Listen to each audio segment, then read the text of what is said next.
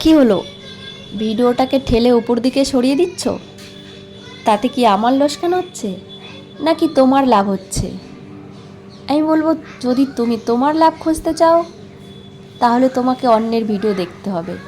আর অন্যের ভিডিও না দেখলে তোমার যে লাভ হয় সেটা তুমি বুঝবে কি করে?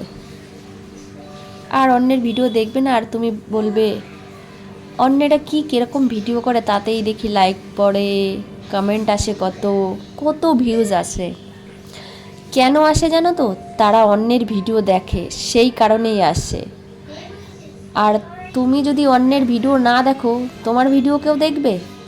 তাই তুমি যদি তোমার পেজটাকে ভালো করতে চাও তাহলে তুমি অন্যের ভিডিও দেখো, লাইক করো, কমেন্ট করো। তাতে তুমি দেখবে তোমার পেজটা কত সুন্দর তৈরি হয়েছে, তোমার ভিউজ ফলোয়ার্স দ্রুত বেড়ে যাবে, যেটা আমার ক্ষেত্রে হয়েছে।